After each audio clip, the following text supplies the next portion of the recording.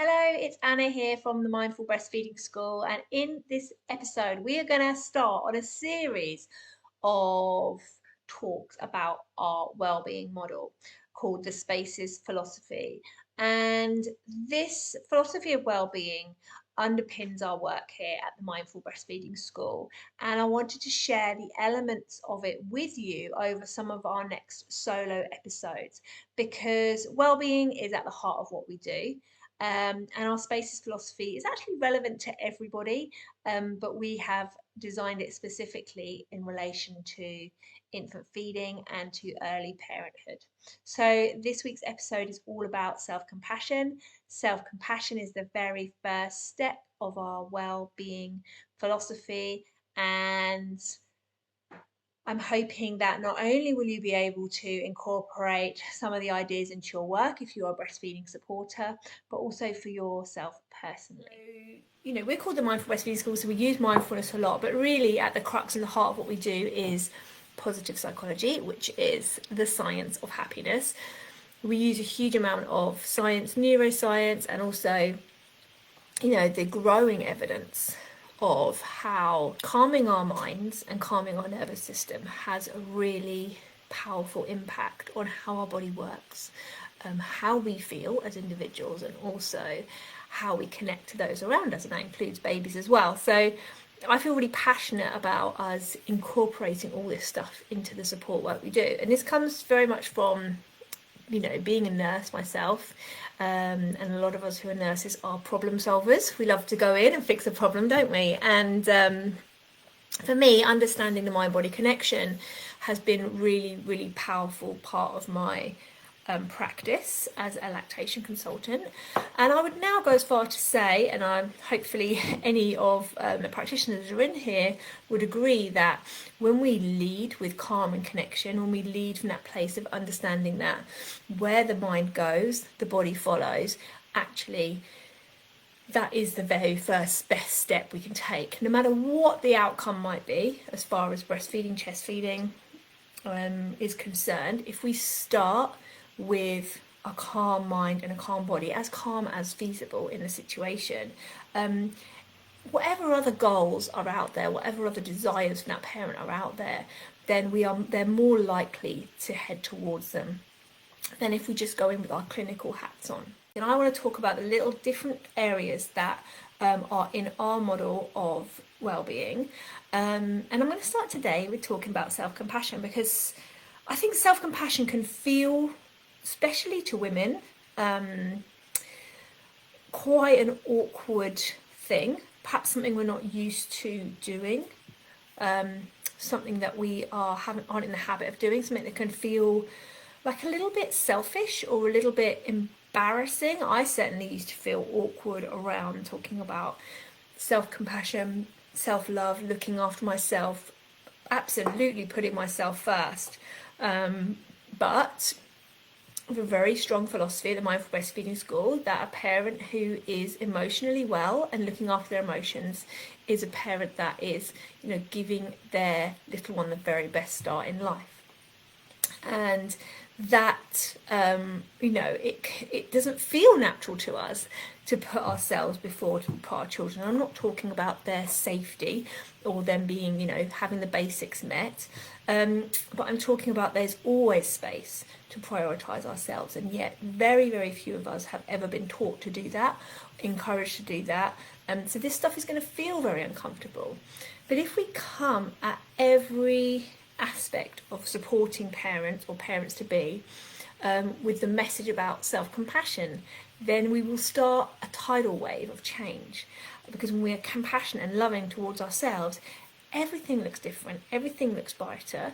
And as we know on a scientific level, when we are happier, when we are calmer, physiologically breastfeeding goes better. Our bodies are able to let down milk better, so the milk injection reflex works better, and in turn, if that's working better, we will make the milk that our babies require. And that's just on a very, very basic breastfeeding level.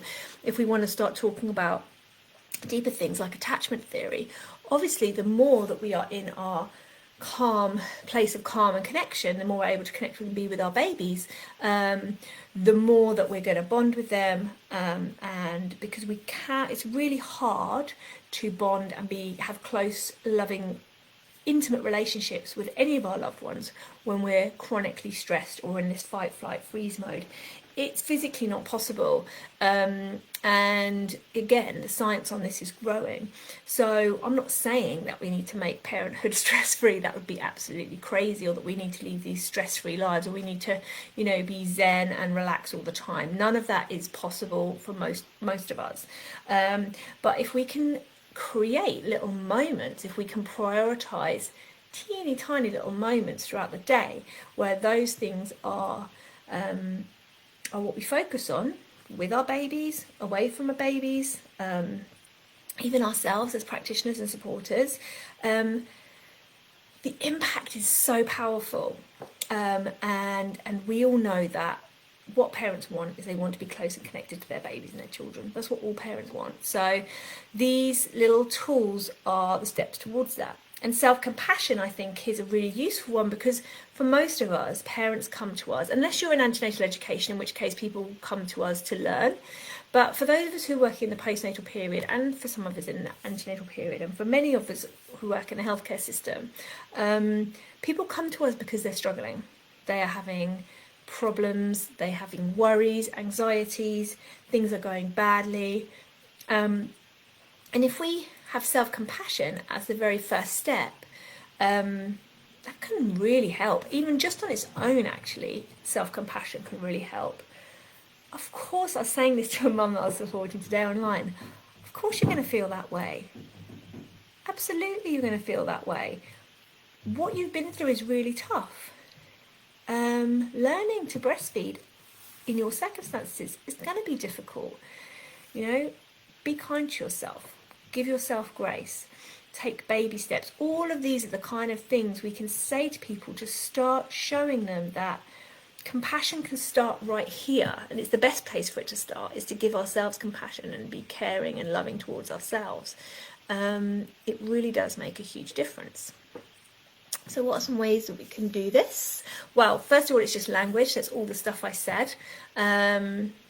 Listening, validating, creating space where people can talk and say how they're feeling, and not dismiss their feelings or say anything that kind of dismisses those true feelings of that parent is going to be unhelpful. So space to be honest, and then just do that, reflect back, be that, that reflective listening that we do. It's like, yeah, I hear you, this is what I heard you say, is this how you're feeling?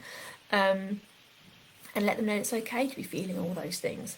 We sometimes have these meta emotions. So meta emotions are like our judgments on the emotions we're having. So we might feel guilty for feeling angry, let's say, at our partner, or even angry at our baby. Perhaps we haven't had a lot of sleep, perhaps we're really struggling, we're feeling anger around a situation, then we're feeling guilt around that. The guilt is the meta emotion.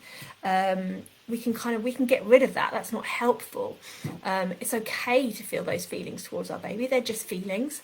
And let's understand why we're having them, let's have a conversation about that and go, yeah, it can feel really hard, and all those things are valid.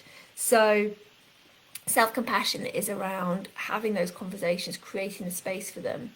Self-compassion can also be about taking some time for yourself. So thinking about what little aspect can I bring into my day that are for me, that are things that I enjoy, even if they're with my baby around. How does that work? Is it always making sure I get outside in fresh air and doing something and getting outside because I know that helps me and that's something that's good for me? Or is it always making sure I've got my favourite hot drink in the house, and in fact, having it on instant order from Amazon so that I've always got it? Or is it still lighting candles, and prioritising little things like that? Or is it literally booking in with a family member your weekly bath? It can be anything, just something that's just about you, just about what you desire, what you want, what lifts you up and makes you happy. That's the other thing. And then the third thing is, I really love loving kindness meditations. Loving kindness meditations are such a huge part of my life now. They can be found online, but actually once you've learned the sentences, and they can be anything. May I be happy? May I feel love? May I be healthy?